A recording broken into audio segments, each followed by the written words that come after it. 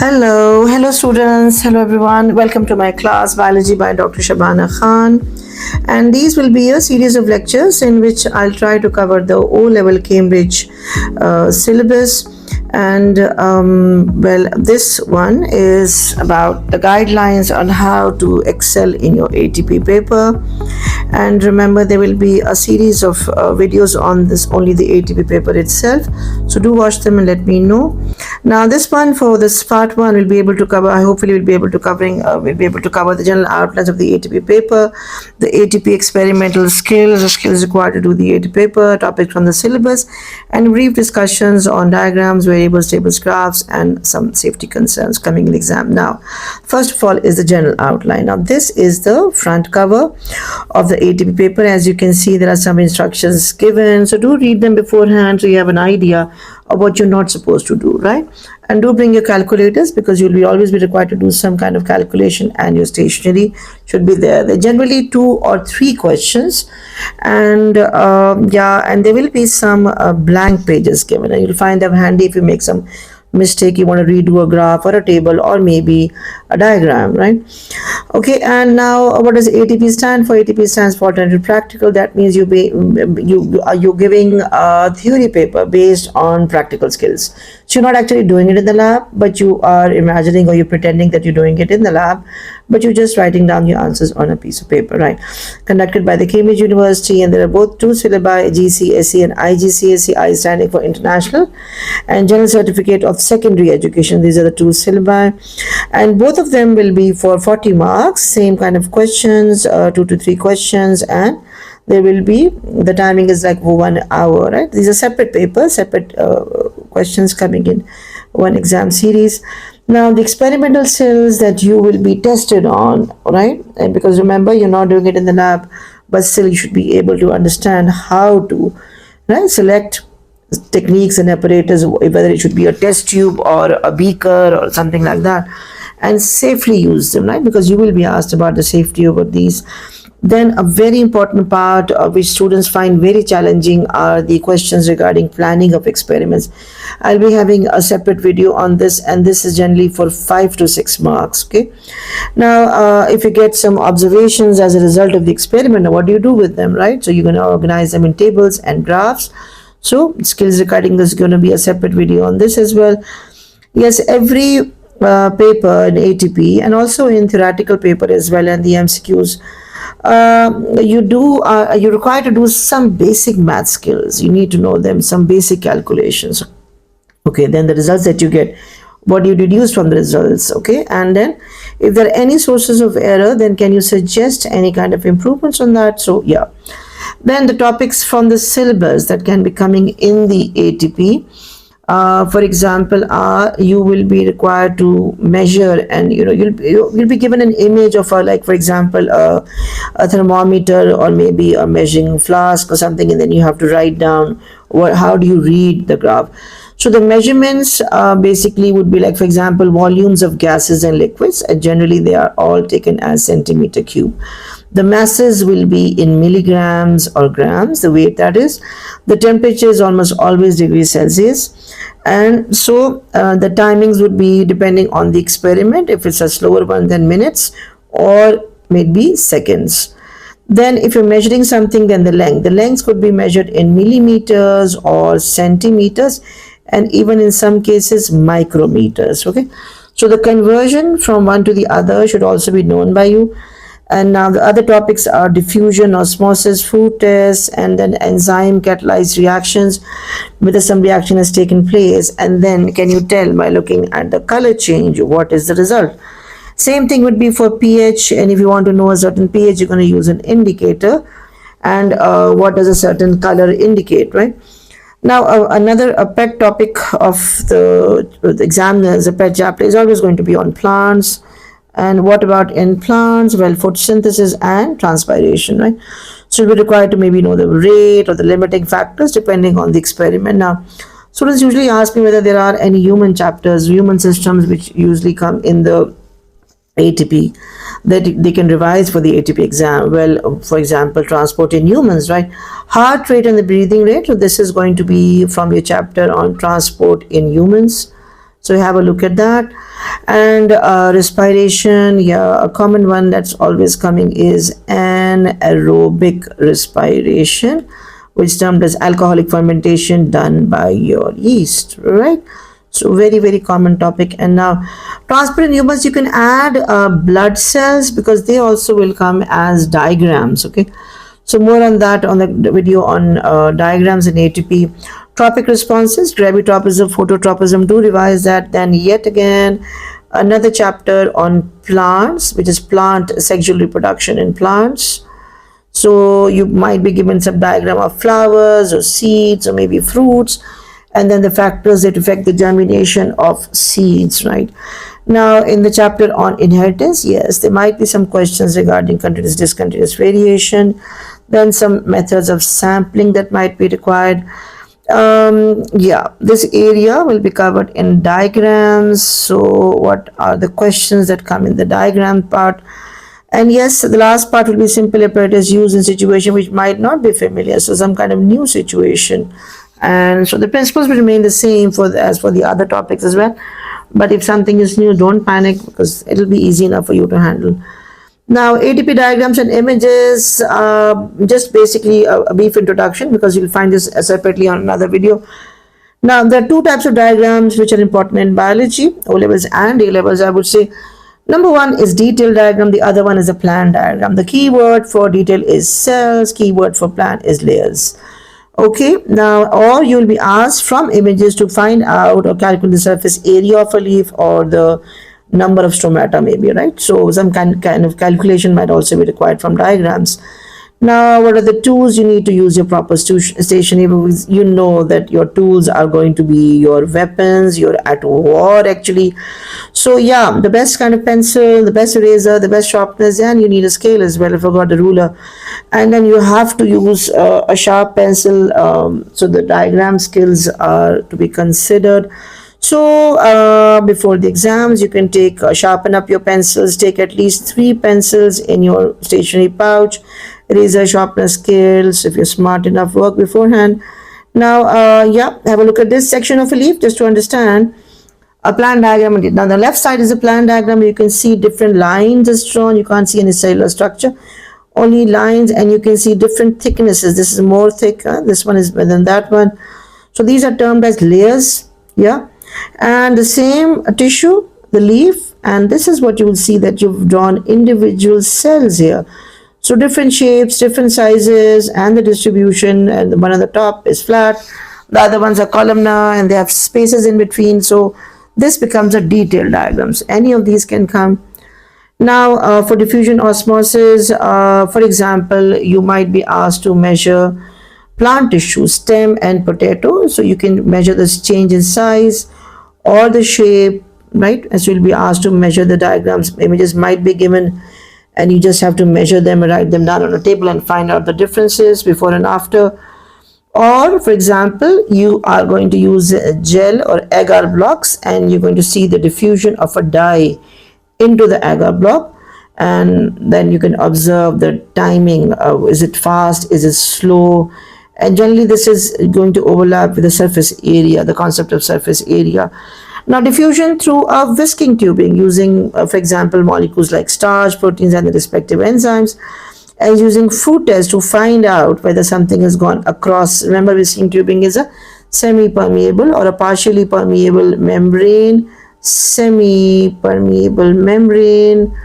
So more on this when we do the past papers. Now every ATP paper will require you to have a knowledge of food tests. Now there are basically 5 food tests for different organic food groups. You would be required to know the reagent like Benedict's reagent or alcohol, and what do you need for vitamin C, and the method that's going to be used, just for 2-3 lines only. And then the safety concern. If there's safety concern, then you have to indicate the safety concern. Now what's a positive result and what's a negative result? And some of the questions require you to compare between 2 food samples. Now how do I write this down? If it's 1 single sample or 2 food samples, the writing has to change. You have to understand, okay? So this on the video that I'm going to do on food test. Now this planning of experiments, one of the most challenging part of the whole paper, and generally it's going to be for 5 to 6 marks. That's a huge amount of marks, right? So what do you need to know? The concept of variables comes in now. Okay, now for any experiment that you're going to do, the things that you tackle in the lab, they are termed as variables because they will vary and they will change. But they're going to be 1, 2, 3 different types: basic types, independent, dependent, and the constant variable. More on this in a few minutes. Details of the independent variable, range of values separators, technique of the procedure, what could be a suitable control, the risk and the precautions, how do you record the result, evaluation of the result, and sources of error. Like I said, there's a separate video on this, so we'll discuss this in more in detail. Now, what are the variables in an experiment? Well, there are all the factors that can be changed to test cause and effect. For example, there are going to be 3 types of variables, right? Now, for example, you want to find out the effect of temperature on a certain reaction, like photosynthesis. Okay, so which is which? How do I find out? So I will definitely be looking at the result, all right? So I will be changing the temperature and I will be looking at the result, okay? But then just try to understand that this is the cause and this is the effect. What is the effect? What will happen to the rate of photosynthesis? So we basically will do this under 3 headings. The variables are, number 1 is the independent variable. Now the independent variable, like outline highlighted in red, is I. So what I will change, what I will adjust at the beginning of the experiment is the independent variable. So what's the dependent one? Well, obviously the other thing that you observe, that's going to be the dependent variable. That's a result, what you get, the outcome, the result, right? So, and yeah, the what you can say is the observation at the end, right? Now the constant variable, now remember, all of these experiments, whenever you do them, you don't do them only once, all right? To make it more reliable, to make it more valid, to make it more you might say accurate, you do it more than 1 times, and a minimum of 5 times is required. Okay, 5 times. So if you're going to do it 5 times, what things should I need to be careful of, or which things should I keep constant? Because one thing is I'm going to change is going to be the independent variable, something which I'll be measuring will be the other one, but what about all the others which I need to keep the same? So they are termed as a constant. Now for every experiment, these things will vary, but there's going to be a brief few ideas now. So basically there are 3: what I change, the result, and what I keep constant. Okay, so yeah, now these things will come again and again, so hopefully by the end you'll be able to understand what are variables. Now tables, right? Again, a separate video on this, but just to fill you up. Now when I get some data in my hand, for example, there are these 4 students and I looked up the height, the different heights, so I put them in an organized manner in a table. This is called a graphic organizer, used in science experiments and elsewhere as well. So I get to be more organized, you know, and someone visually want to see this. It's very visually very clear and obvious right in front of you, right? And then we can move this forward onto a graph as well. So then again, the independent and the dependent variable, which comes where, right? So more on this in the next video. Now on graphs, yeah, so there are different kinds of graphs. What kind of graphs come in biology? Well, basically they'll be the same as in maths, physics, chemistry. Yes, maths would be a little bit more obviously in detail, but now basically physics and chemistry, they're going to be almost be the same. And you either are given a set of data and you're asked to plot a graph. For this, you are given a certain grid in the paper, in the exam paper, and then you will be asked to plot on the graph. So you have to find out the axis and all. Okay, now and you're given a graph, and then either you'll be asked questions from the given graph. Okay, so when you ask questions, what kind of questions? Well, they call the D and the E. The D is the describe. How do you describe? That means you describe the line, right? You describe the line or the graph. So generally you're trying to explain the trend. All right, E would be explain. That means you have to give a reason as to why if the line is going up or down, or why is it going so slow, or why is it coming down so fast, or if it is fluctuating, or if it's become constant, why? All right, so that is where your theory, your prior knowledge from your theory will come in handy, and this is what you have to answer. Okay guys, now comes the safety in the lab, and the safety in the lab would be like It's just for usually for 1 or 2 marks. Okay. Now, the things that you need to understand is what's a hazard, what's a risk, and what are the precautions. Hazard is what? What is the thing that's going to give me some harm? The what could be the chemical, biological, or physical. The risk is what harm would it do to me, right? And precaution and how can I prevent it? Thing you have to understand is all of these three things together are going to give you 1 mark. Okay, this is my sunny baby, sunny sunflower helping me out. Hazards and risk and precaution will give you 1 mark only, and the hazards biological, chemical, and physical. The other, but just focus on these. Now, the chemical hazards, you're usually working with some kind of acid or maybe alkali, or for example the reagents in the food test, or at the most you can think of hydrogen peroxide, right? So the chemicals, now the acids can be strong, but they can be dilute as well, they can be mild. So strong acids are termed as corrosive, the others are termed as irritants, right? And even like hydrogen peroxide, if you touch this, then it will cause a slight tingling sensation on your skin. And if you don't touch your eyes also after that, because it's obviously going to burn your eyes, sting your eyes, so don't do that. Yeah, explosive, some chemicals can explode, so we need to be careful. For example, some are flammable, alcohol and ether. And radioactive substances, we don't use them in the lab in the O-level, but you should have an idea what are chemical hazards. Okay, hormonal assays, and then isotopes if I use, toxic heavy metals and lead and mercury. Biological hazards, obviously you're working in a biological lab, you're going to use some kind of biology sample. For example, you're going to use some plant tissue or leaf. Some of us might be irritant, might be allergic to these leaves. We are. Microorganisms, for example, you're working in a petri dish, there are bacteria and fungi doing a reaction. We experiment on anaerobic respiration. So if you inhale, you bring your nose near there, and you touch it and put it in your mouth. God help you, but please don't do that. So blood and urine samples also. Experimental animals like insects and worms. Yeah. So insects and worms, and they can sting you, so you need to be careful on that. Containers like petri dishes, test tube, anything that you're using in the lab, when you're handling living biological samples, they can be contaminated. And if you touch them, you need to be careful. So you need to mention them that these are the biological hazards. Now, physical would be something exploding or a fire, or you're handling a glass apparatus like a test tube is a broken test tube. Yeah. So if you handle a test tube and that gets broken, so what do you do with it? Radiation. Yeah.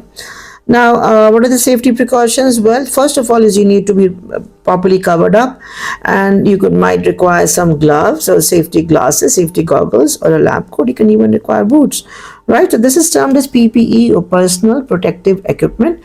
Lab coat, safety goggles, mask, gloves, gas chamber. Now the fire is going to be like, for example, if you're heating something in a test tube, you don't actually hold the test tube in your hand and hold it above the flame. You don't do that, right? So you're going to use a test tube holder, and then a water bath to let it heat gently so that it doesn't jump out of the test tube and burn your hand. So you don't hold it in your finger. You keep it in a hot water in a beaker. That's called a water bath. Now glass, we need to handle carefully. If you break something, then you need to inform the lab assistant to have it removed. If you're cutting, for example, plant samples are usually required to cut thin sections, or maybe potato and all. So using knife to cut tissues, so for that I could use a chopping board, yeah, and then I can cut away from my body. Okay, so yeah, so what we covered was briefly all of these. Expect separate lectures, separate videos on this. And the next one would be diagram, details, past paper samples, right? And tables and graphs and details. Thank you so much. And this is me. As you can see, I'm a bit dizzy. So I hope that was good enough. And just keep in mind, this is all just a brief outline and introduction to the ATP paper. And if you have anything to say, just leave a comment in the comment section. And I hope you found this video useful. And if there are any other specific topics you need me to cover, do let me know. And thank you so much for watching, and wish you best of luck in your coming exams.